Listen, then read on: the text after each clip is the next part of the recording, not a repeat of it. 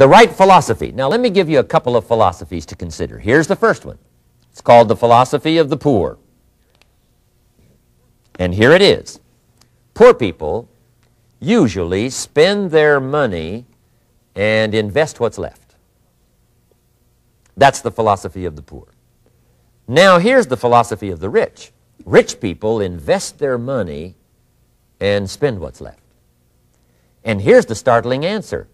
It really doesn't matter what the amount is.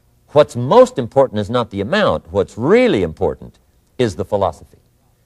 So I would ask you to adopt this philosophy of spending after you have invested. Invest first, then spend.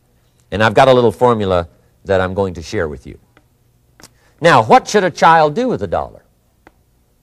I mean, there's a lot of debate going on, I'm sure, across the country on what a child should do with $1. Here's one opinion. It's only a child and it's only $1. What difference does it make? Well, in my opinion, it makes all the difference in the world. A person's economic future starts with a child with $1. Somebody says, oh, no, you're only young once. Let him spend it all. Well, when would you hope that would stop? Somebody says, well, wait till he's 50 and broke like me and then he'll learn. Well, no, we don't want to wait that long. If I would have known earlier than age 25, I would have changed.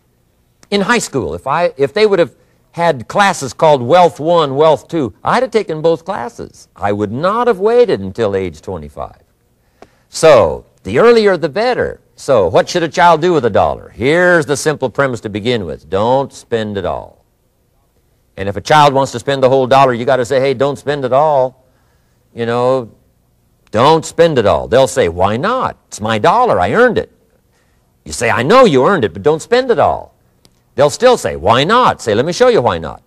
So you put them in your car, take them to the other side of town, and show them where people live that spend the whole dollar.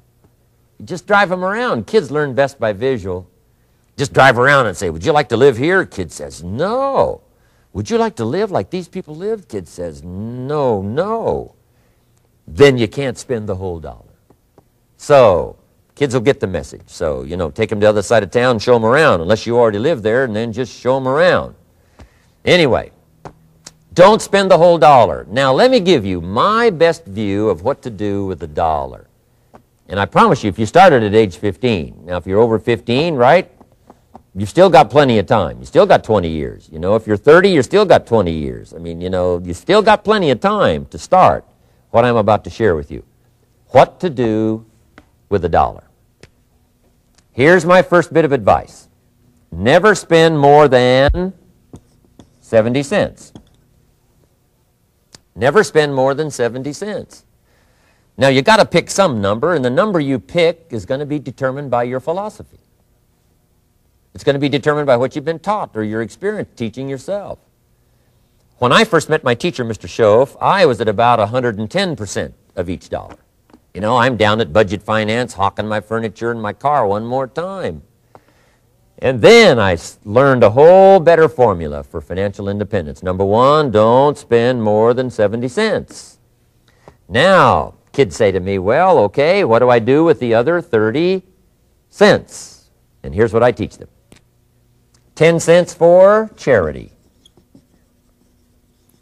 Charity or church, or helping people that can't help themselves.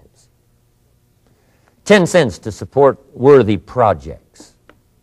Projects that you feel good about. 10 cents out of every dollar. It's called being generous with part of what you've taken out of society. Now, in my opinion, nothing teaches us character better than generosity. No class, no teacher, no book teaches character better than generosity. And the best time to start is when the amounts are small. And I know if kids learn these lessons well, they'll give a dime out of $1, help people that can't help themselves, support worthy projects. Or if you belong to a church, they teach tithe, piece of. That's very important. Now, because when the amounts get larger, sometimes it's a little more difficult. Giving 100,000 out of $1 million, someone says, oh, if I had $1 million, I'd give 100,000. I'm not sure. That's a lot of money. So the time to start is when the amounts are small. 10 cents out of the dollar. Okay, next 10 cents.